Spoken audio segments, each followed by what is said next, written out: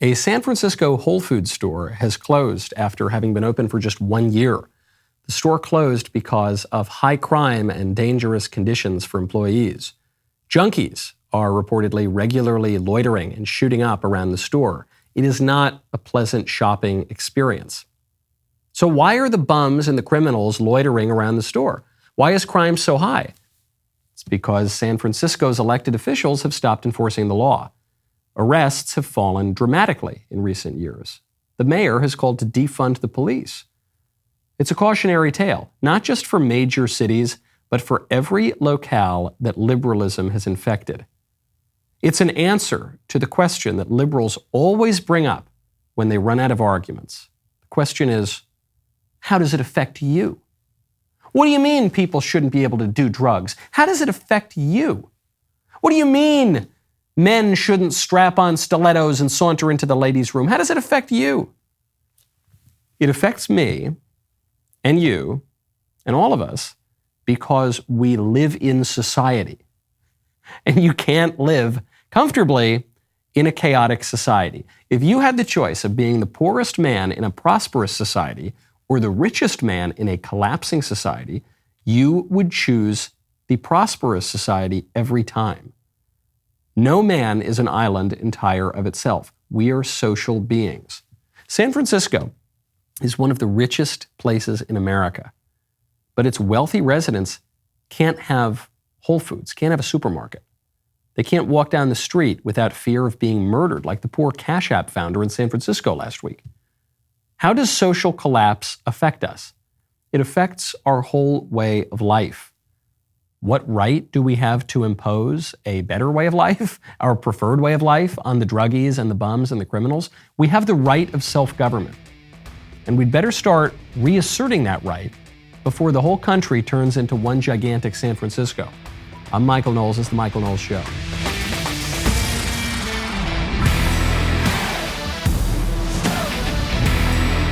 Welcome back to the show. This episode is brought to you by one of my absolute favorite companies on earth, Good Ranchers. Free bacon, great meat, a secure price, and an extra $20 off with my code Knowles. Head to goodranchers.com, use my code Knowles for $20 off your order. We've got some real updates coming into the latest attacks on democracy, our sacred democracy.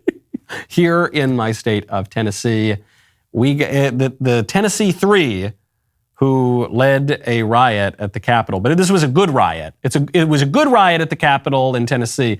It was a bad riot in Washington, D.C. We'll get into that. But there's some new footage of one of these Tennessee Three that has appeared that it makes you weep for our democracy. We'll get to that in just a little bit. First though, speaking of violence, Karine Jean-Pierre over at the White House is pushing a new assault weapons ban. The libs are trying to take your AR-15s, one of the most popular guns in America. They're trying to take those guns, and they are not merely fear-mongering over the guns. They are now outright lying about them. We need Congress to act. And if you think about assault weapons ban, we know when the president was involved in 1994 to get that done, we saw gun violence go down. And when it sunset 10 years later, it went back up. So we know what could work. And that's why you continue to hear the president calling on Congress to take action. That just isn't true. On this show, I always try to give the libs the benefit of the doubt. I try to see the point that maybe they're trying to make that's obscured by their ideology. I try to be as charitable in my view as I possibly can be, But what she said just isn't true. There's no way for me to complicate this or to find some nuance. She's just wrong. I have to give a hat tip to Dana Lash for finding that clip, and she debunked it very, very well. A number of conservatives are doing that right now. It isn't true that the DOJ in July of 2004 observed that the assault weapons ban did not do that. The DOJ concluded that it could not credit the ban with any drop in gun violence. JAMA, this is the Journal of the American Medical Association. We've got an article here from 2017 observed that specific laws directed at firearm trafficking, improving child safety, or the banning of military-style assault weapons were not associated with changes in firearm homicide rates. I've got another paper here. This is from just January of this year from the Rand Corporation. Concludes pretty much the very same thing. It's just not true. The White House is just lying. They have no arguments on their side, and so they're just going to double down on a lie. And it is the definition of madness to do the very same thing over and over again and expect different results. It's just not true. If they had good arguments, they would make them. They don't, so they lie to you. We should not give this any quarter. Any Republican who votes for the so-called assault weapons ban is just a complete tool, a total squish. There's no reasoning with that kind of a Republican because there's no reason in this debate. Speaking of debates, I mentioned yesterday on the show how excited I am at the prospect of this debate that I'm having at the University of Pittsburgh, scheduled by the Intercollegiate Studies Institute with Professor Donald McCloskey, who now goes by Deirdre. He identifies as transgender. He's a distinguished professor. We were to debate transgenderism and womanhood and who decides on this. And this has been scheduled for a long time, all sorts of petitions and political calls to shut down the debate. The professor had previously said that he hates me. He specifically called me a fascist and all sorts of mean names, but said that we have to debate. You shouldn't run away from debates. He pulled out of the debate. It was obviously keeping him up at night. And when you want to sleep well at night, you got to check out Helix Sleep. Right now, go to helixsleep.com/Knowles. After a long day's work, why are you sacrificing a good night's sleep with a terrible mattress? You got to check out Helix Mattress. Helix is a premium mattress brand that provides tailored mattresses based on your unique sleep preferences. The Helix lineup includes 14 unique mattresses, including a collection of luxury models, a mattress for big and tall sleepers, and even a mattress made just for kids. I've had my Helix for almost 3 years now. I love it. I adore it. Are you nervous about buying a mattress online? Now you don't have to be. Helix has a sleep quiz that matches your body type and sleep preferences to the perfect mattress for you, because why would you buy a mattress made for someone else? Get out of my mattress. I'm a married man. Go to helixsleep.com/Knowles. Take their 2-minute sleep quiz and find the perfect mattress for your body and sleep type. It will come straight to your door for free.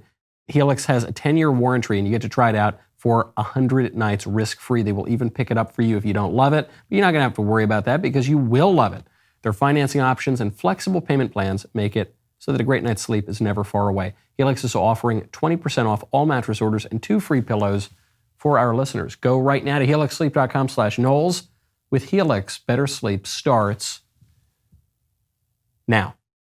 I was contacted by the media yesterday, shortly after my show, asking me for comment on Professor McCloskey's pulling out of this debate with me at the University of Pittsburgh. So then I looked at the articles to see what Professor McCloskey was saying here. And according to this article from the City paper, quote, since discovering Knowles to be utterly uninterested in finding the truth and instead, quote, interested in stirring up hatred and violence toward people who do not fit his extremely conservative Catholic beliefs, she, meaning he, Donald McCloskey, has dropped out of the event. McCloskey says he, quote, is very willing to debate on the issue, just not with Knowles. Then they say, I made headlines for calling for the eradication of transgenderism, the whole ideology from public life at CPAC. So this is very curious that Professor McCloskey would drop out now, because it is true. Both Professor McCloskey and I were invited by ISI to debate before my CPAC speech and before the media lied about what I said and the White House lied about what I said. But then after the speech, Professor McCloskey reiterated his desire to debate the issue. And he called me all sorts of mean names. He called me a fascist. He called me an anti-Jesus Catholic. He identifies not just as a woman, but as Episcopalian. So I guess that was an anti-Catholic dig. But he said, regardless, we need to debate these ideas, not run away from them, not hide them or suppress them. Okay. Then we had a pre-debate call. So this is a call with the organizers and me and Professor McCloskey, and we discussed what we'd like to talk about during the debate. And he started off quite rude and impolite on the call, but by the end, he had sort of warmed up a little bit. And I don't know. I guess he just didn't know very much about me. And I think he expected me to be just some bomb-throwing, provocateur. And so when I said on the call that, no, my objection is just that I don't think that transgender people is a real ontological category. I think there are people who are confused about their sex, but that's not a real distinct category of being. And when I said that my issue here is an epistemological disagreement and an anthropological disagreement, and here's why I think transgenderism is false. And furthermore, here's why I think that the state has a role in regulating the basic definitions of these things. Professor McCloskey seemed surprised by that. He started out the phone call by insinuating that I'm poorly educated and don't have any idea what I'm talking about. But by the end of the call, he didn't really have that posture anymore. And at one point, actually, when he was surprised that I said that I do support the state having a role in regulating these things, he said, "Oh, I guess you're a consistent conservative." If I were not a conservative, if I were a libertarian or something like that, then he could have caught me in a bit of hypocrisy. But no, I was just explaining my view. It's the basic conservative view. It's the basic view that everybody held on this issue until about 8 years ago. It's the view that even liberal Democrats held until about 8 years ago. It's based on an understanding of human nature that dates back at least 2,300 years and based on a traditional epistemology that served our civilization very, very well. And anyway, I don't mean any of that to try to persuade Professor McCloskey to come into the debate. I just mention that to point out that his excuse as to why he's pulling out is not honest. Professor McCloskey knew my views on this subject. He's known them for well over a month at least. And then we even had a call about it a couple of weeks ago. After the call, he reiterated his desire to have the debate. Nothing has changed since then. And so I suspect all that's changed is he knows that he can't win the debate. That's not a knock on his intelligence. It's not a knock on his education. But he's just wrong. He's defending an indefensible position. And so I think he could have seemed to win the debate if I were just a bomb thrower and I were just a provocateur and calling people all sorts of names the way that he was calling me names. Maybe then he could have appeared like the adult in the room. But because that's not my style, and because he, after that phone call, had been a little bit more familiar with my style, I think he realized there was just no win for him. And so he contradicted his previous view that we have to debate these things in public and we need to hash these things out in the free marketplace of ideas. And now he's just run away from the debate. I've got a speech today in East Tennessee State University over in Johnson City. And then I've got a speech tomorrow at the University of Wisconsin-Superior. So if you're around, head on over there. You can reserve tickets online. We'll see you out there. It's not that I have a lack of speaking opportunities over the next few weeks, but I was looking forward to this debate and hashing out this issue that everybody seems so focused on. That's unfortunate because I know that some people in this audience had made plans to attend the debate. I know that there were obviously going to be a lot of protests and there are always hecklers and all sorts of miscreants, but doesn't come from our side. It's not the conservatives who do that. It's always the people on Professor McCloskey's side of the debate who disrupt these events. So we were prepared for that, and it's unfortunate. So we're looking for a replacement. I intend to do some kind of event at Pitt. We're working on seeing if anyone else will come in, but I think it's very telling. As I've said from the beginning of this whole debate prospect, I've said, if I'm going to have this debate, I want it to be with a really serious person. I want it to be with the person who can make the strongest argument for transgenderism that there is. I don't want some two-bit hustler from YouTube or something. I want a distinguished scholar. And it's very telling that a distinguished professor with multiple degrees from Harvard, 3 of them, and half a dozen honorary doctorates, and 24 academic publications, even he does not feel that he can debate the issue of transgenderism. And he would rather concede the debate before it begins than lose in front of the C-SPAN cameras, because also C-SPAN was going to air this debate. So not surprising, and I'm happy to take a win by default. Happy to take this technical victory, but it's too bad that we couldn't have the debate in public. It's too bad that he did not have the courage of his convictions both about transgenderism and about the role of debate in society. It proves an old adage, which is that you can always tell a Harvard man, but you can't tell him much. Speaking of gender, sometimes you will hear the libs say that they are not, in fact, transing the kids. Out of one side of the mouth, they say it's very important that we trans the kids. This is gender-affirming healthcare. We have to give it to everybody. Even the White House says this. But then out of the other side of your mouth, when a conservative criticizes this idea, they'll say, no, we're not doing that. This is a right-wing conspiracy theory. We're not transing the kids. And you say, well, you're putting them in gender-affirming therapy. Well, yes, that's true. And you're putting them on puberty blockers. So yes, that's true. You're putting them on cross-sex hormones sometimes. Yes, that's true. So how are you not transing the kids? And what they will say is, well, we're not performing the surgeries on them. We're not chopping off their body parts. We wait until 18 to do that. But that's not true. North Carolina Surgery Clinic has just been caught performing the gender surgery on young girls as young as 14.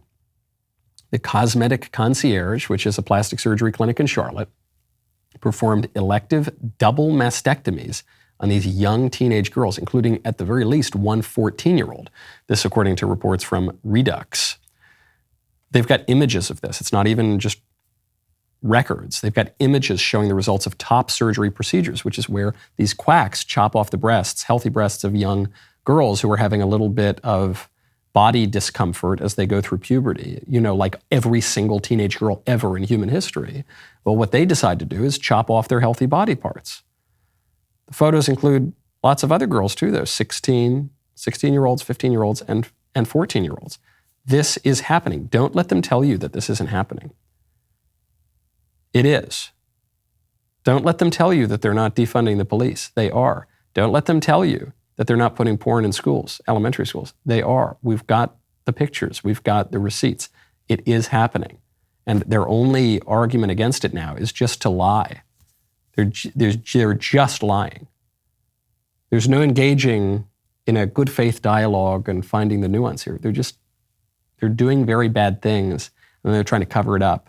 And the only way to deal with that is to outlaw it and then bring down the weight of government and the force and the state and the justice system to punish the people who do these kinds of evil, evil acts. Speaking of medical malpractice and our judicial system, huge win from the courts. Major, major win for pro-life. This is the biggest win for pro-life since the overruling of Roe v. Wade in the Dobbs decision. U.S. District Judge Matthew Kashmarek, I'm almost certainly mispronouncing that name, suspended the FDA's longtime approval of the abortion drug mifepristone.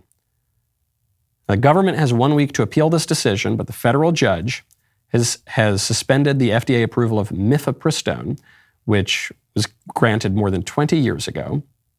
And this drug is used in tandem with another drug, misoprostol, to kill babies up until about 10 weeks old.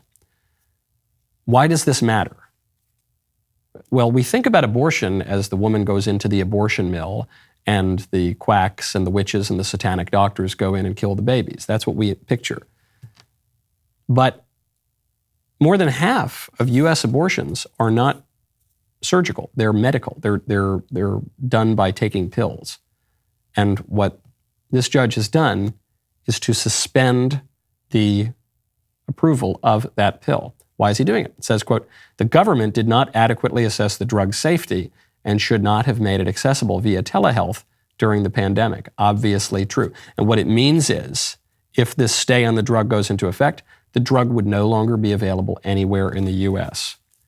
There are going to be squish Republicans who say, oh, don't do this. Oh, abortion, it's not a good issue for us. It's a losing issue. Let's just not talk about it, please. These are the same people who've been saying the same thing for decades and decades. The only two issues on which conservatives have won over the last 50 years have been guns and pro-life. That's it. We've lost everything else. Sometimes we cut taxes a little bit and the taxes go back up, but we've lost on everything. Why? Because those are the only issues where we speak in clear moral terms. The left always speaks in clear immoral terms. And on guns, on the right to protect yourself, and on pro-life, conservatives speak in clear moral terms, and that persuades people. And that is where we win. Don't go squishy now. We're talking about more than half the abortions in the United States are performed using drugs like this. Save half those babies. Let's go. This is great. Push forward on this. It will go up to the Supreme Court. I want to hear every conservative in the country embracing this, endorsing this, persuading their fellow citizens that this is a good thing, this is the right thing to do. The judge has done his part. Let's go. All the conservative electeds, all the media heads, all these people, I want to hear it. There has been, according to the liberal media, a muted response from Republicans who don't want this to swing back on them. I don't want a muted response. I don't want squishes. I don't want cowards. Speak up for life. If you're not going to defend life, you're not going to defend anything at all.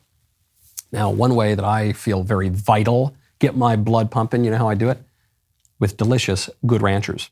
Right now, go to goodranchers.com, use promo code Knowles. I love Good Ranchers. It is the greatest meat ever. It is so much higher quality than other stuff you might get, similar kind of companies.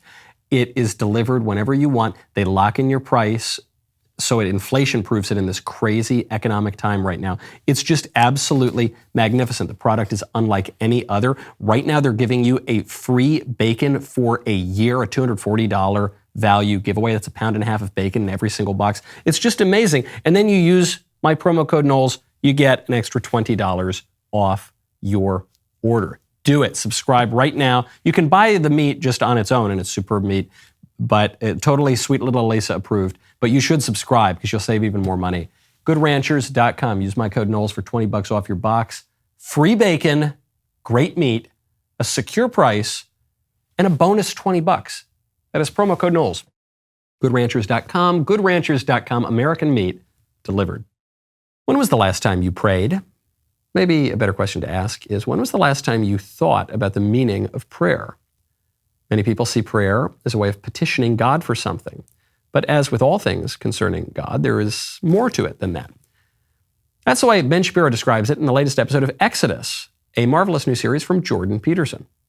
The idea of prayer that you're talking about is obviously a lot more meaningful because it's really not about changing God's mind. It's about changing who you are, and thus God naturally responds to you differently because you're not the person that you were before you prayed. Mm-hmm. And the verb to pray in Hebrew is actually in the reflexive tense, right? Lahit palel, right? Which is supposed to, the idea is that it's supposed to be something that acts on you. The prayer is supposed to act on you. It's not supposed to be something where you're attempting to pry an answer out of God. Ben and Jordan are joined by a group of esteemed scholars, theologians, and artists for an in-depth discussion on a very, very important book of the Bible. It is every bit as illuminating as you would hope. New episodes are coming online every week exclusively for Daily Wire Plus members. Join now at dailywire.com/subscribe to watch Exodus. Also, this past weekend, Yes or No, the greatest game on the internet, came back with a new episode. I sat down with my dear friend, Brett Cooper, and we bridged that generational divide on Yes or No. You can have the game yourself. Right now, go to dailywire.com/shop. We've shipped out thousands of these. It is going to sell out again, but they are shipping. Don't wait. dailywire.com/shop. Now, speaking of things going on in Tennessee right now, you know about the riot. I'm sorry, the peaceful, wonderful protest. That's what it's. It's a peaceful, wonderful protest when it's the Democrats leading people in to interrupt legislative procedures, and it's a terrible insurrection, the worst thing ever, when conservative grannies go take pictures in the Capitol Rotunda. That's what happens. So now we're trying to figure out who these people are. There were 3 reps who pushed this nonsense. One of whom is a woman by the name of Gloria Johnson. Gloria Johnson is one of the 3. She's the only one who managed to survive the expulsion vote. She survived it by 1 vote. The other 2 got booted out of the state house, but she survived it by 1 vote because she was slightly less egregious in her behavior on that day. So these are the kind of people who are running the show in New York. Gloria Johnson just recently made the claim that the conservatives in Tennessee are trying to bring back lynching. It was just a few weeks ago that one of my colleagues in our criminal justice committee, we had a bill. They have a bill to bring back the firing squad and the electric chair. And one of my colleagues said, I think we should bring back hanging by a tree. He literally suggested lynching. It's happening in Tennessee, by the way. I said it was New York because of this woman's crazy ideas. But no, that's what a Tennessee lawmaker is saying. That's not what lynching is. Lynching is extrajudicial killing by a group of people. Lynching does not always involve hanging.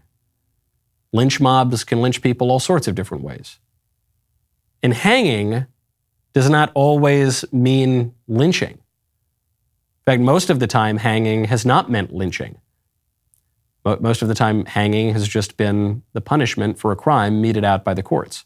If a criminal is tried and convicted and then hanged, you wouldn't call that a lynching. That is just the ordinary administration of justice. This woman doesn't know a basic fact about the justice system.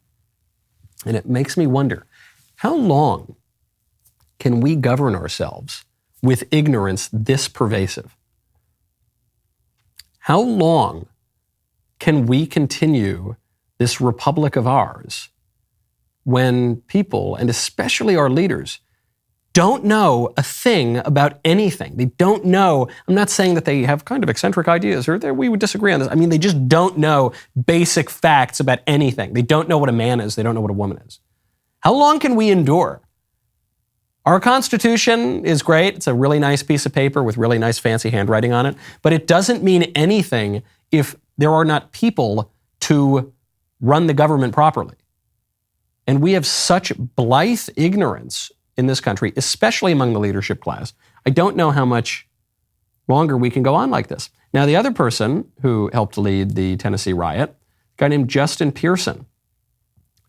Justin Pearson is a preacher, I guess, in addition to being a former politician, a guy who used to have a seat in the State House but now got booted out. Here is the way that Pearson preaches. Would you mind going ahead and praying with me now, Mother God, Creator God, loving God, Holy God? Take this, your servant made from dust, and connected with the raw materials of stardust to speak in this moment, to say something that brings forward the word you placed into my heart. I accept my unworthiness for such a task as bold as this, and I seek your guidance as you use me and speak through me. To the ancestor preachers who made sermons from hymns, moans, and groans, and spirituals from the bondage of slavery, speak now through this your descendant. To the black women locked out, being abused, tormented, raped, eradicated, and yet born a new and distant future in this country, and to a young colored boy named me, I name you now, my great-grandmother Anna Ruth, my great-grandmother Flossie, my great-grandmother Eveline, my great-grandmother Lavinia. Yeah, he goes on and on and on. Slam poetry is the death of art. It would seem to be the death of religious worship, and it's now also the death of politics. He opens up, he says, Mother God, these people who insist that we honor their pronouns, their preferred pronouns, they won't honor God's preferred pronouns. They never seem to do that. Why does it matter? Why does it matter what this guy's religious views are? Or irreligious views, I guess, in this case. Because, as John Adams told us, the Constitution is built for a moral and religious people. And when he's talking about religion, he's talking about Christianity, not mother god ancestor worship or whatever this guy's talking about, but actual Christianity, not the, what is this place called? The Memphis Unitarian Universalist Meeting House, but Christianity. John Adams spelled that out. He said the beliefs that animate America are Christian beliefs. The morality that animates America, it's Christian morality. John Jay said this. The Founding Fathers said this resoundingly. Why is a politician a preacher? I'm not on him because he's a preacher. Of course, government is in the religion business. How and who and what we worship more than anything else forms who we are. If we worship God, we're going to have a godlier, goodlier, better society. If we worship money, we're going to have a materialistic society. If we worship weird sex stuff, we're going to have a lust-convulsed society. If we worship ourselves, we're going to have a very selfish society. In that sermon, he goes on, he talks about how important it is to trans everybody. They won't have to worry about folks talking about advocating for people to get access to health care who are transgender children. Won't have to worry about the need to end lynching as capital punishment. Oh, and there it is too. Oh man, the first time all I caught was the need to trans people. And by the way, children, he says. We need to, I'm praying to the mother goddess of the spirit of my ancestors, and that is why we need to chop off the healthy genitals of the little children, and that is why we need to pump them full of cross-sex hormones and sterilize the children because of my religious views, and that is why we need to stop lynching as capital punishment. Lynching cannot be capital punishment by definition. Capital punishment is a part of the judicial system. If a person has a fair trial, a real trial, and is convicted by the civil authority, by the judicial system, and is then killed, that cannot be lynching. By definition, these are the people who are running our states. And this is going to be increasingly the case. This is a young man. He's in his mid to late 20s. It's not his fault that he was poorly educated. It's not his fault that he was raised in some bizarro, pseudo-religious upbringing. It's not his fault that this was how he was formed. It's not his fault, but it is our problem.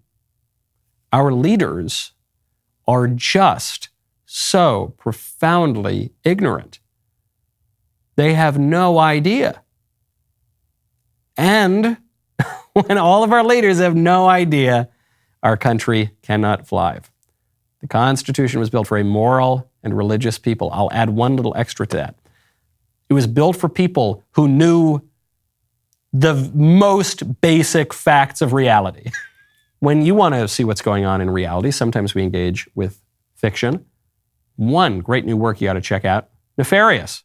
Listen, you know I'm a tough critic. Pretty clear when I don't like something. I don't keep my views usually to myself. There's a new movie opening on April 14th called Nefarious that looks and sounds like another completely forgettable horror film. But here's why it's different. It's not a horror film.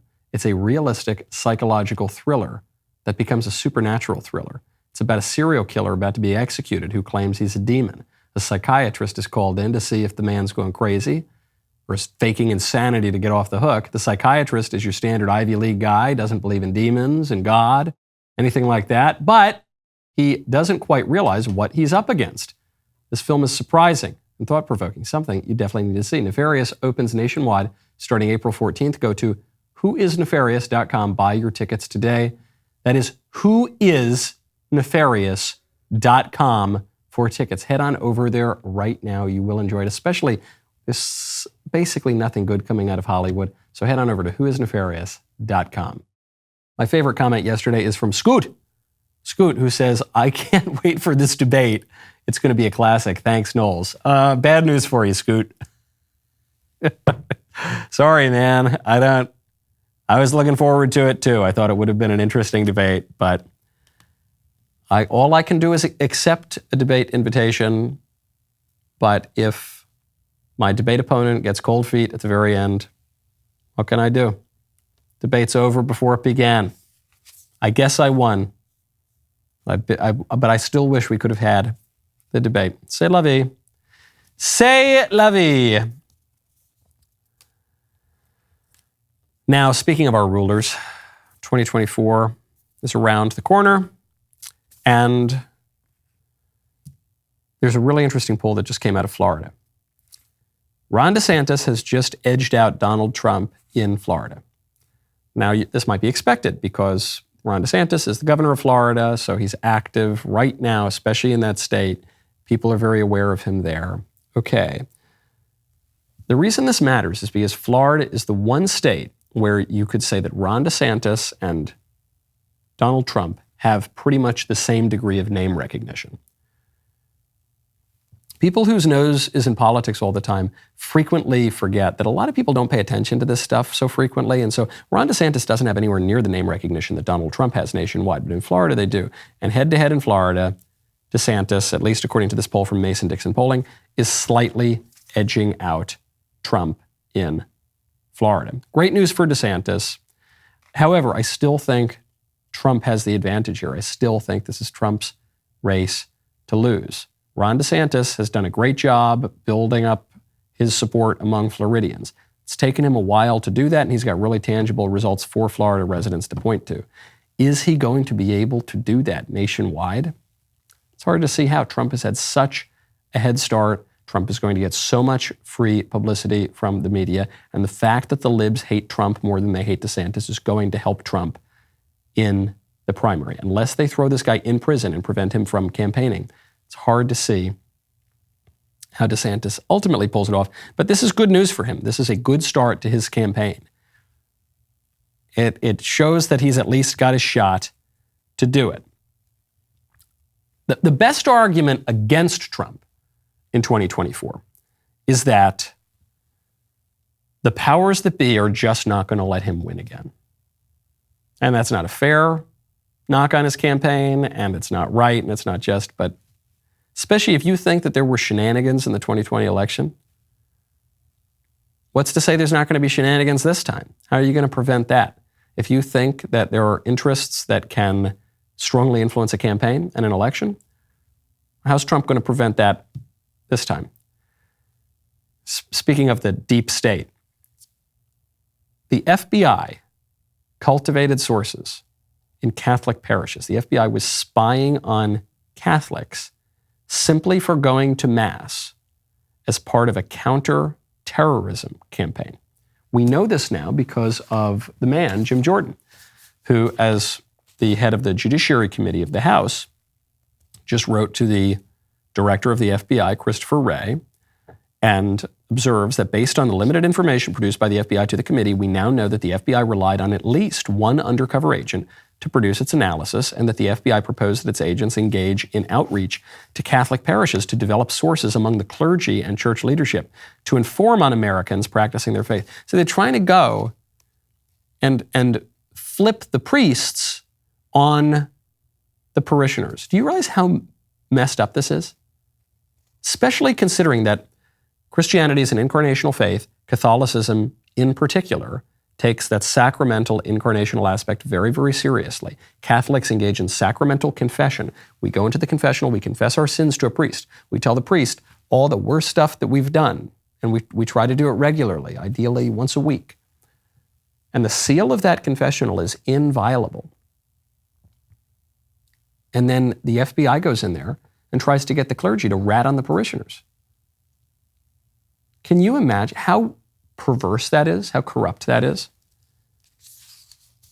Jordan goes on, he says, we've repeatedly sought information from the FBI relating to this document that came out at the end of January entitled Interest of Racially or Ethnically Motivated Violent Extremists in Radical Traditionalist Catholic Ideology almost certainly presents new mitigation opportunities. A classic gobbledygook from the government, but it's saying that the Catholics are radicals, especially the conservative Catholics. They're radicals, and the feds are going to go in and spy on them, which proves that memo that came out, that wasn't just a one-off memo, oopsie-daisy. That's how the FBI tried to play it off. They said, oh, whoopsies, that memo, that doesn't meet our standards. Oops, don't know how that got in there. Yeah, okay, it's gone. Yeah, it's gone. Nothing to see here. No, we didn't mean that. Hey, is that a butterfly? Hey, come on, stop looking here. But no, this was a program. This was a program carried out by the FBI with agents on the case spying on Catholics. That is scary because it raises all sorts of questions about how our democracy really operates. It raises all sorts of questions about the power of the deep state. And it especially shows you just what utter garbage it is when you hear the libs whining and crying and clutching their pearls over the threats to our sacred democracy posed by the horn hat man taking a selfie in the Capitol. What about the threats to our sacred democracy from the FBI spying on Christians, going in and trying to flip priests on their parishioners? What about that? That seems like a bigger threat to our sacred democracy than some Midwestern grannies taking pictures in the Capitol.